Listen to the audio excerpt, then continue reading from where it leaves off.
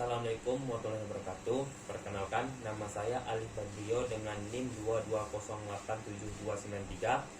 Pada video ini saya akan menjelaskan beberapa materi untuk UTS pengantar ilmu melatih. Yang pertama adalah ruang lingkup ilmu melatih. Satu, pengertian. Ilmu melatih merupakan kajian ilmu yang membahas tentang permasalahan seputar atlet, pelatih, latihan hingga pertandingan, serta membuat penilaian terhadap hasil latihan agar memperoleh prestasi yang optimal. Ilmu melatih merupakan ilmu yang mempelajari tentang teori serta praktek yang berguna untuk mendapatkan prestasi yang optimal. Ilmu melatih adalah ilmu yang berpengetahuan olahraga yang mempelajari dan membahas masalah atlet, masalah latihan, masalah prestasi, serta bagaimana meningkatkan dan mempertahankan prestasi seorang atau melalui suatu proses pembinaan yang terprogram secara efektif dan kesinambungan. Dua adalah pokok permasalahan ilmu melatih. Yang pertama adalah A. Atlet. Atlet merupakan individu yang mengikuti proses latihan dan diberi materi atau training olahraga sesuai dengan kebutuhan atau kebutuhan seorang atlet. Atau olahragawan adalah seorang yang mahir dalam olahraga dan bentuk lain dari latihan fisik. Menurut Kamus Besar Bahasa Indonesia, atlet adalah olahragawan, terutama yang mengikuti perlombaan atau pertandingan.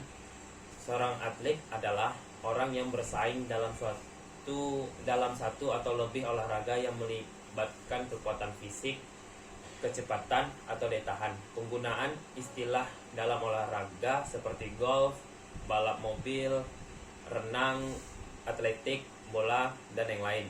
Atlet mungkin adalah profesional atau amatir.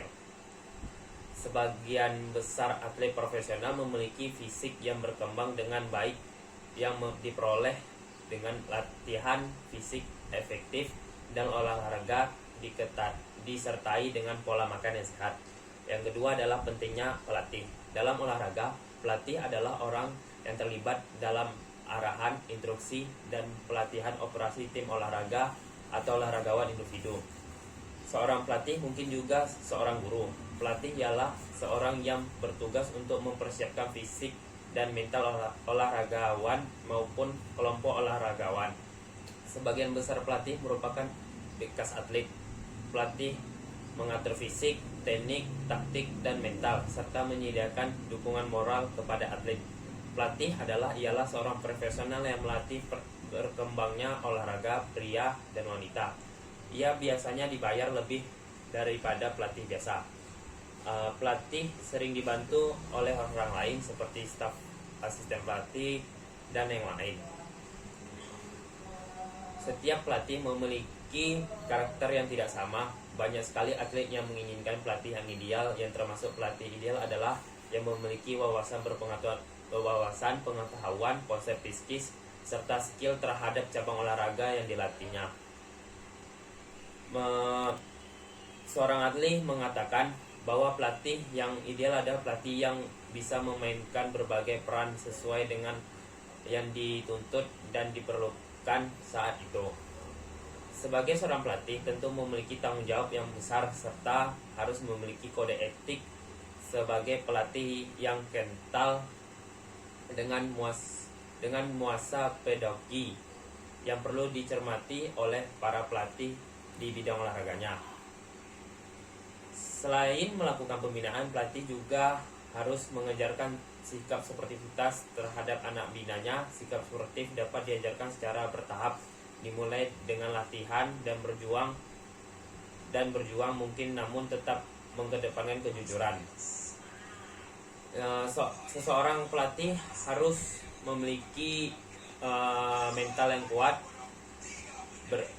sifat yang tegas, bersiap untuk mengabdi diri sepenuhnya untuk dunia olahraga, mengamalkan dan mengaplikasikan semua ilmu pengetahuan tentang olahraga kepada orang lain, memiliki sikap berani berkorban tanpa mengharapkan pujian, serta siap untuk menerima kritikan sekalipun kritikan tersebut kurang menyenangkan didengarkan.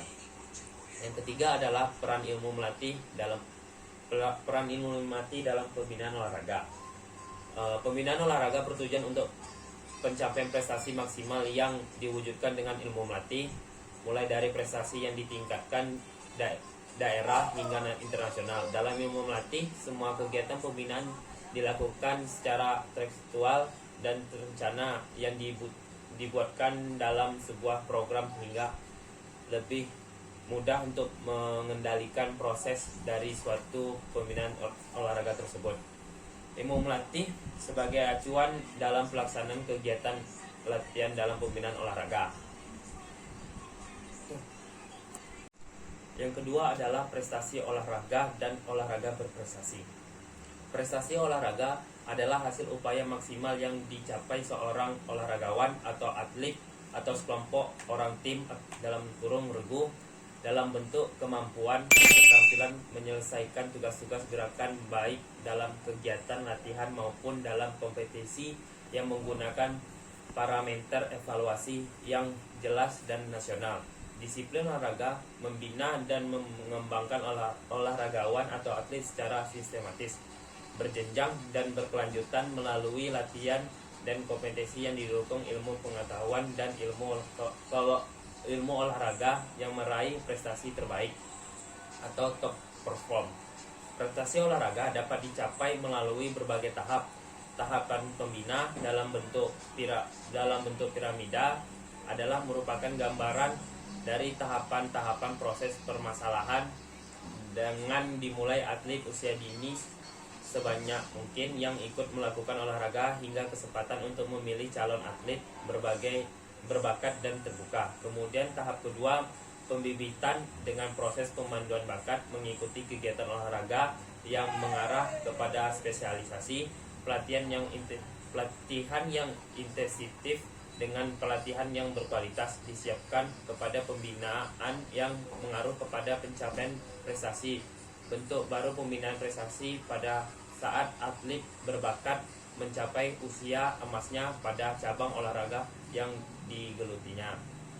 2. Komponen prestasi olahraga.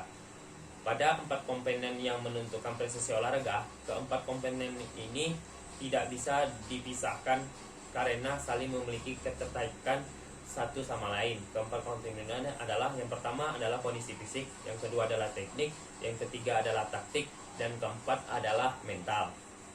Yang ketiga adalah faktor-faktor yang mempengaruhi prestasi olahraga terbagi menjadi dua, yaitu faktor internal dan eksternal.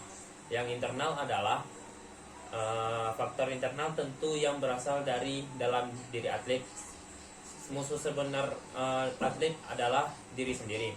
Bagaimana kita mampu untuk mengendalikan diri kita di dalam latihan dan bertanding. Faktor eksternal itu adalah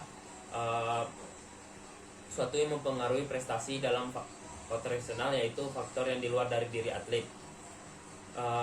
Faktor eksternal faktor yang mempengaruhi prestasi atlet yang berasal dari luar diri atlet, dari luar potensi yang dimiliki atlet. Yang dimaksud adalah support dari pelatih, pembina, iklim, cuaca, gizi, sarana prasarana, organisasi, penonton, wasit, dan yang lain. Parameter prestasi yang keempat adalah parameter prestasi olahraga. Kerap kali kita mengatakan bahwa prestasi olahraga itu adalah ketika individual atau tim berhasil memenangkan suatu pertandingan. Tapi tidaklah demikian, karena secara umum parameter prestasi olahraga itu dilibatkan dari dua karakteristik. Yang pertama adalah prestasi olahraga terukur dan prestasi olahraga tidak terukur. Prestasi olahraga terukur adalah prestasi yang dihasilkan atlet dalam bentuk kemampuan dan keterampilan yang dapat diukur dengan jelas dan objektif. Prestasi yang tidak terukur adalah prestasi yang dihasilkan para atlet dalam bentuk kemampuan dan keterampilan yang tidak dapat diukur secara objektif. Oke, selanjutnya adalah prinsip-prinsip latihan. Salah satu faktor yang perlu diperhatikan dalam rangka meningkatkan kemampuan dan prestasi atlet dalam penerapan prinsip-prinsip latihan dalam melaksanakan program latihan. Hal ini disebabkan prinsip-prinsip latihan merupakan faktor yang mendasar dan perlu diperhatikan dalam pelaksanaan dalam suatu program latihan. Prinsip-prinsip latihan yang menurut Syafruddin terdiri dari yang pertama, A. Prinsip latihan superkompensasi, B. Prinsip beban berlebih, C. Prinsip variasi beban, D. Prinsip kontinuitas, C. Prinsip latihan individualisasi. F. Prinsip latihan spesialisasi. Yang selanjutnya adalah faktor-faktor yang mempengaruhi latihan olahraga. Latihan merupakan suatu proses yang kompleks. Latihan sangat dipengaruhi dengan berbagai situasi dan kondisi atlet maupun keadaan sekitarnya. Dan yang menjadi faktor-faktor pendukung kualitas latihan dan performance atlet adalah: 1. Kemampuan kerja fisik yang tinggi dan kecepatan pulih asal. 2. Koordinasi syaraf otot yang mendekati sempurna. 3. Overkompensasi. 4. Recovery. 5. Motivasi. 6. Kompensasi kerja sel saraf. 7. Kalender pertandingan yang menjadi tolak ukur latihan. 8. Jumlah puncak yang dimaksud di sini adalah beberapa besar prestasi atlet menjuari suatu pertandingan. Beberapa faktor di atas penting untuk menjadi perhatian karena akan sangat berpengaruh kepada hasil pencapaian dari atlet itu sendiri. Yang selanjutnya adalah pembebanan latihan. Pembebanan latihan merupakan suatu bentuk tuntunan yang harus dilakukan oleh seorang atlet selama latihan. Tuntunan selama latihan dapat dikategorikan menjadi dua, yaitu dorongan fisik dan dorongan psikis. Dorongan fisik merupakan kegiatan yang melibatkan fisik menggunakan alat-alat bantu seperti barbel, dumbbell, atau memanfaatkan tubuh sebagai beban, misalnya berlari, meloncat, dan lainnya sebagainya. Sedangkan dorongan psikis merupakan dorongan yang berasal dari kondisi mental atlet seperti beban pikiran, perasaan, stres, dan berbagai lainnya. Pada prinsipnya, latihan pembebanan yang berasal dari luar diri atlet dapat membuat perubahan pada psikis dan fisiologis atlet. Salah satu faktor yang mempengaruhinya adalah adanya perubahan pada detak denyut nadi. Perubahan detak denyut nadi ini dapat disebabkan oleh penelitian fisik yang telah dipaksakan ataupun kondisi kejiwaan mental yang berada dalam keadaan tertekan atau stres. Sebagai seorang pelatih, dalam menyusun program latihan, hendaknya juga harus mempertimbangkan bobot beban latihan yang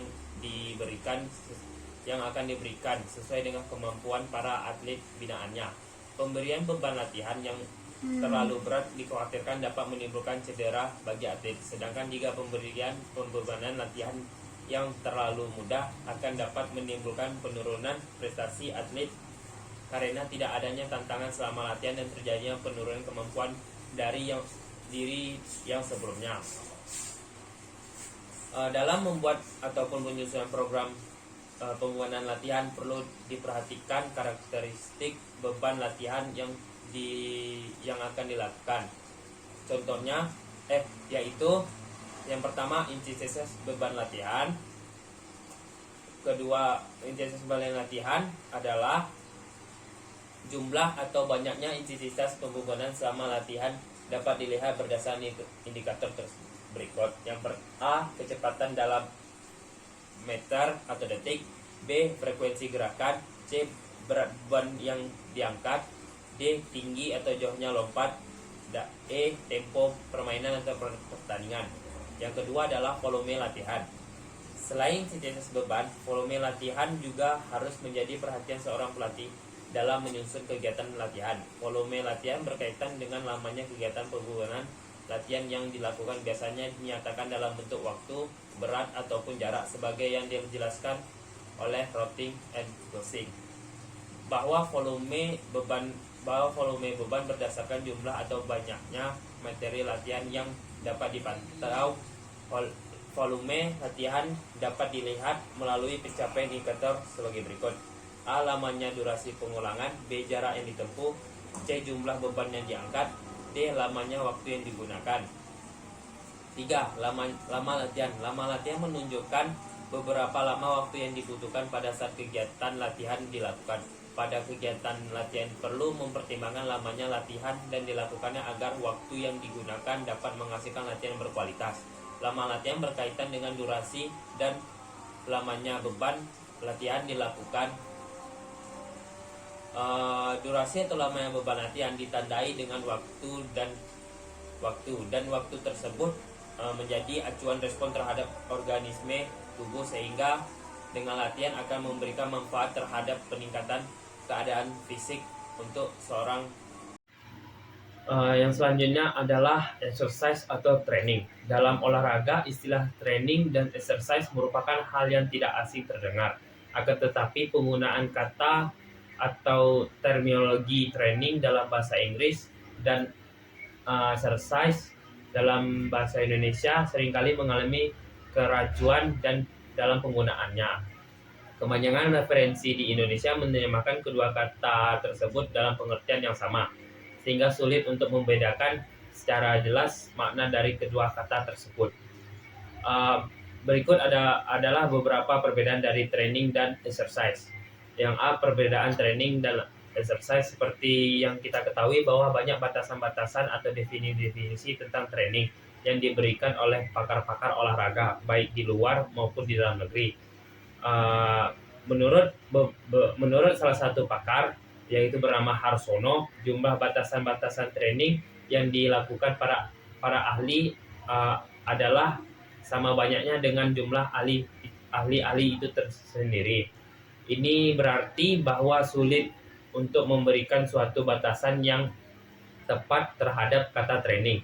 Selagi penggunaan kata tersebut dalam bahasa Indonesia belum baku, maka penulisan akan menggunakan kata training dan latihan dalam pengertian yang berbeda. Hal ini dilandasi oleh interpretasi penulis terhadap batasan-batasan atau definisi yang ditemukan oleh ahli olahraga. Dan menurut Harry, ada 5 tugas utama dari training olahraga, antara lain sebagai berikut. 1. Membentuk kualitas kepribadian. 2. Mempersiapkan kondisi fisik. 3. Mempersiapkan keterampilan teknik. 4. Mempersiapkan kemampuan fisik. 5. Mempersiapkan kemampuan daya pikir. Yang B, tujuan training olahraga. Menurut para ahli dalam bukunya yang berjudul Tracing bla bla bla, mengungkapkan bahwa ada 3 tujuan training, yaitu training olahraga dapat memperbaiki kemampuan di bidang fisik, psikis, dan sosial. Yang kedua, training olahraga bertujuan untuk menstabilkan kemampuan di bidang fisik, psikis, dan sosial. 3. Training olahraga berusaha menghindari terjadinya penurunan kemampuan fisik, psikis, dan sosial. Di samping itu, jika diperhatikan tujuan training olahraga dalam olahraga kompetitif atau olahraga prestasi, maka tujuan utamanya adalah mempersiapkan atlet untuk mencapai prestasi olahraga terbaiknya dalam pertandingan-pertandingan atau kompetitif. Prestasi terbaik atau prestasi puncak akan dapat diperoleh tentu melalui proses training yang terencana secara sistematis, terarah, dan keseimbangan sepanjang tahun. C. Latihan. Latihan adalah proses berlatihnya yang sistematis yang dilakukan secara berulang-ulang dan kian hari jumlah beban latihan kian bertambah. Menurut Suharno, latihan merupakan proses penyempurnaan mutu anak yang dilakukan dalam keadaan sadar untuk meraih prestasi yang optimal dengan memberikan latihan fisik yang mental secara teratur, terencana, bertahap, serta dilakukan secara berulang-ulang. Latihan menggambarkan seseorang yang sistematis dalam waktu yang lama, ditingkatkan secara progresif, dan individu yang mengarahkan pada ciri-ciri fungsi fisiologis dan psikologis manusia yang sasarannya telah ditentukan. Latihan yang dilakukan secara teratur, sistematis, berulang, dan selalu ada penambahan beban yang bertahap. Latihan merupakan aktivitas olahraga yang sistematis dalam waktu yang lama.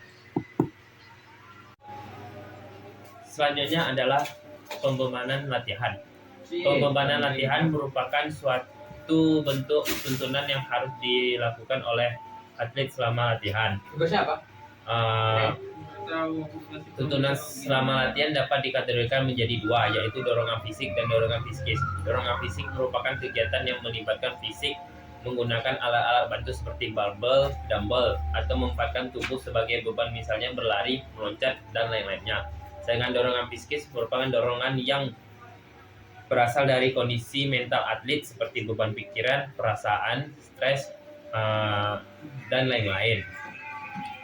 Pada prinsipnya, latihan pembebanan yang berasal dari luar diri atlet dapat membuat perubahan pada psikis dan fisiologi atlet.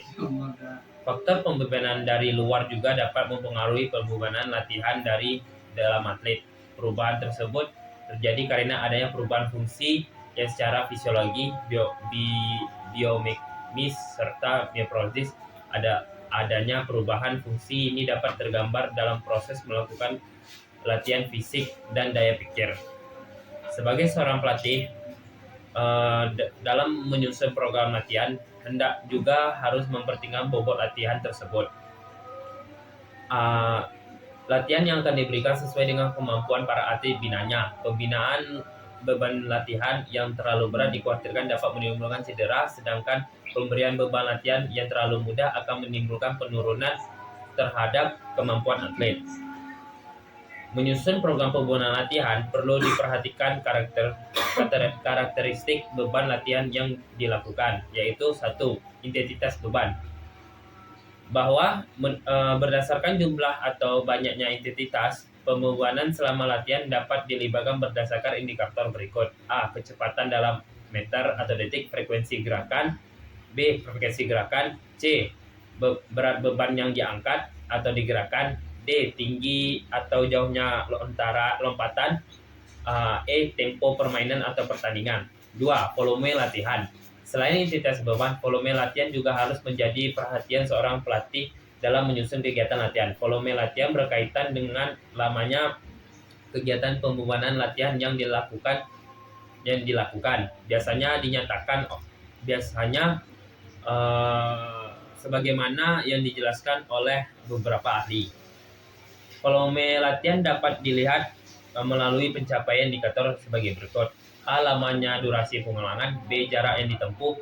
E. Jumlah beban yang diangkat. D. Lamanya waktu yang digunakan. Pada latihan tertentu, volume beban diidentikan dengan frekuensi beban durasi lamanya kegiatan pembebanan dilakukan. Misalnya pada latihan kekuatan lompatan, volume beban dilihat berdasarkan banyaknya lompatan yang dihitung sebagai jumlah seri atau set. 3. Lamanya latihan.